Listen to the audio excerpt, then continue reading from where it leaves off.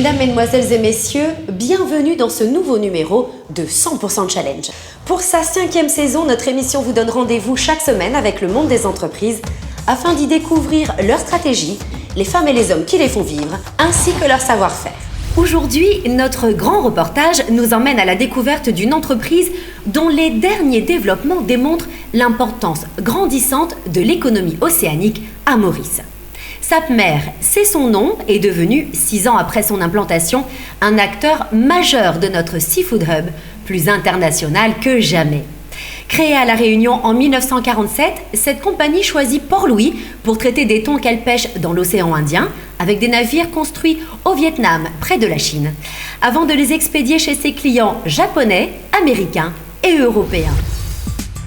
Avec la mise en service de l'usine Tuna Processing Services Indian Ocean, à la fin de l'année 2013, dans les locaux du logisticien Mauritius Freeport Development, à Mer Rouge, l'économie bleue monte en puissance à Maurice. Cette usine, elle peut transformer en 2 nids le gros poisson, l'albacore, et sur la deuxième nid, le listao, connu aussi comme le skipjack. Donc avec une capacité, encore une fois, de 21 000 tonnes. Donc il faut noter que le poisson est pris en mer, congelé bord en moins 40 pour avoir une qualité optimum pour pouvoir exporter sur les marchés japonais et les marchés du sashimi, autres aussi aux États-Unis comme en Europe aussi. Alors l'île Maurice a beaucoup d'avantages pour les arrivées des bateaux sur les quais, l'infrastructure que nous avons et aussi les accords, il ne faut pas oublier les accords préférentiels que nous avons avec l'Union européenne. Filiale de Sapmer, le deuxième armateur de pêche français, cette nouvelle unité valorise des produits de la mer. Elle les traite selon un process qui varie selon leur taille, mais sans jamais être décongelé, afin de conserver toutes les qualités de leur chair. Depuis l'arrivée de la matière première, le poisson est coupé en 4. On enlève la tête, on enlève la queue et après on en fait 4 longs.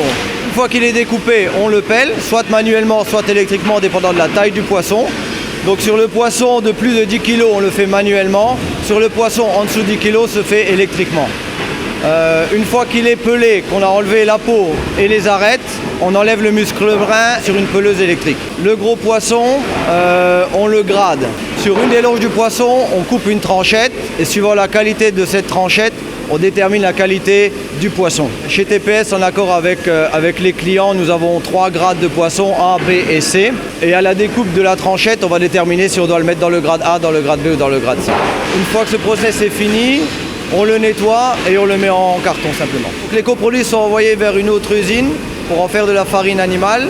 Les têtes sont récupérées et sont stockées à part pour en faire de l'huile riche en oméga 3. Destinés aux amateurs de plats à base de poisson cru ou mi-cuit, les produits les plus nobles prennent différentes formes. Mais quelle que soit cette forme, tous les lots doivent pouvoir être retracés et éventuellement rappelés en cas de doute. Pour cela, l'entreprise développe des procédures très strictes en matière de traçabilité. La traçabilité commence à bord. Donc les poissons de plus de 10 kg sont repérés avec des garcettes. C'est un fil de couleurs différentes.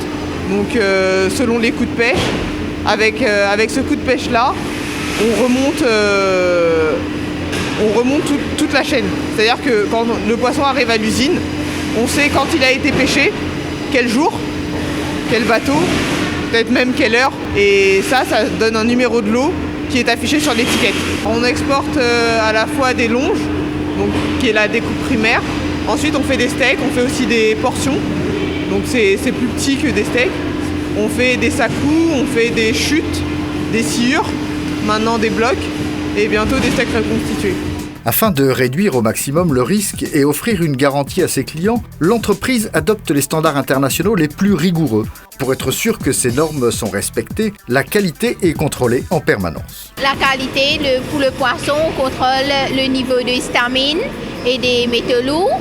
Et puis, normalement, pendant le process, c'est plutôt le contrôle de la température et du temps du process qui est très important. Parce que normalement, l'histamine se développe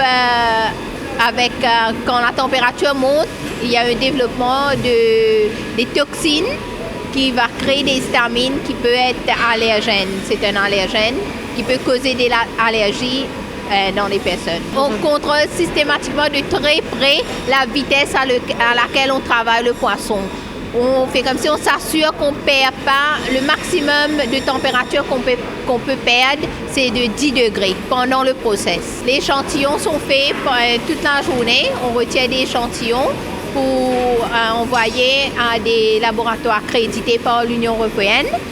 Et fait comme si les résultats sont monitorés toute la journée, on va dire. La vitesse est aussi un enjeu important lors des opérations de débarquement. Elles se font sur le quai, tout près du site de Mer des Mascareignes, où depuis 2008, Sapmer stocke ses prises et opère une première usine de valorisation des thons de plus de 3,5 kg, en partenariat avec IBL, un autre grand nom du seafood hub mauricien.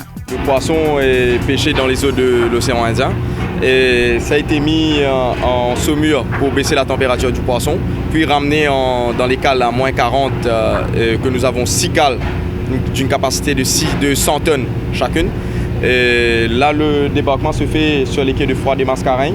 On retire les poissons dans les cales, et on met sur le convoyeur, on renvoie dans le filet et le filet monte pour être mis sur le trémie ici.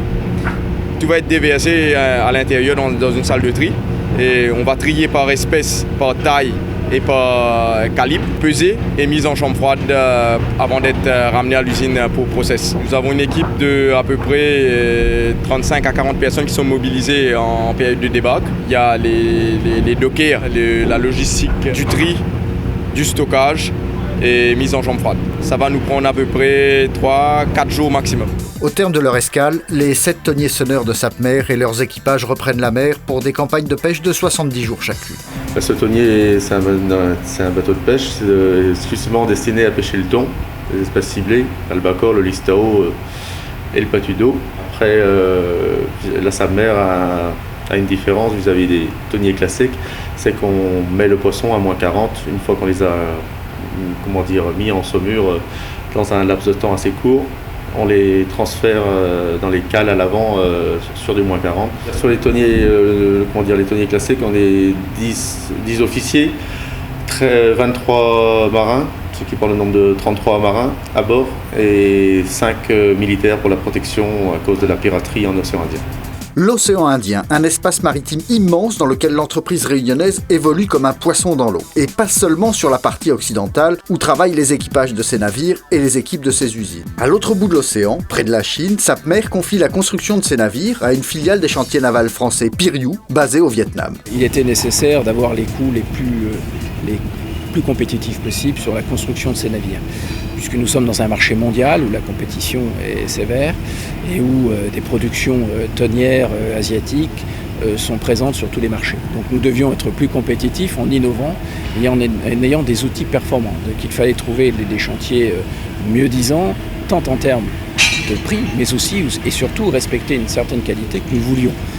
Je rappelle que nos bateaux sont des bateaux sous pavillon, sur des pavillons de premier ordre, Maurice ou la France, et qu'ils sont classés par une société de classification, et que nous devions avoir des bateaux très performants. Donc c'est la raison pour laquelle le Vietnam a été retenu dans le cadre d'un partenariat avec Piriou qui nous a aidés sur la conception de ces bateaux.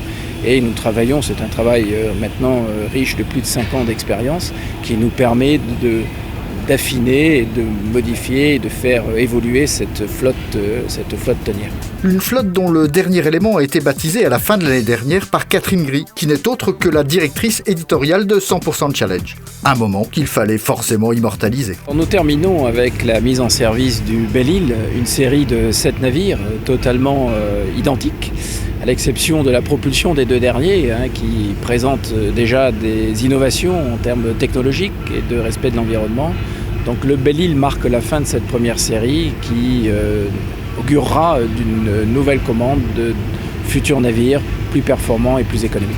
Avec un outil de pêche performant, Sapmer peut ainsi tirer le meilleur parti des ressources océaniques. Des ressources que l'entreprise exploite de façon responsable. Au niveau international, les organismes de protection de l'environnement et des marins ont certifié ces pratiques de capture. Les captures de thon s'effectuent à 60% dans la zone économique des Seychelles. Donc ce thon est débarqué à Maurice, bien entendu à la fin de la marée, au bout de 70 jours. Il est possible que le navire soit plein avant ce retour sur Maurice. Et à ce moment-là, des débarques partielles sont effectuées aux Seychelles, où le thon est mis en container à moins 40 et est transporté sous température dirigée à -40 vers nos usines et nos stockages de Maurice pour y être processés. Ce qui permet à l'économie mauricienne de valoriser son capital océanique et de rayonner davantage à l'international. C'est le moins qu'on puisse dire d'une entreprise qui fournit à des clients japonais, américains et européens des thons pêchés aux quatre coins de l'océan Indien avec des navires construits par des Français dans le sud-est de l'Asie. En traitant chaque jour près de 100 tonnes de poissons, et bientôt davantage si la pêche est bonne, les unités de Sapmer contribuent à l'essor de notre économie bleue. Cette valorisation des ressources marines qui représente aujourd'hui pas loin de 2% des revenus du pays et de 20% des exportations n'a sûrement pas fini de grandir. Avec presque 2 millions de kilomètres carrés de zones économiques exclusives dans l'océan Indien, la République archipel de Maurice devrait connaître demain de nouveaux développements dans ce secteur, si d'autres entreprises audacieuses décident de se jeter à l'eau, bien sûr. Afin de vous montrer d'autres développements de l'économie mauricienne, je vous dis à mardi prochain, 20h40 sur MBC1 pour un nouveau numéro de 100% Challenge. Merci d'avoir été avec nous, bonne soirée et retrouvez-nous sur notre chaîne YouTube et notre page Facebook.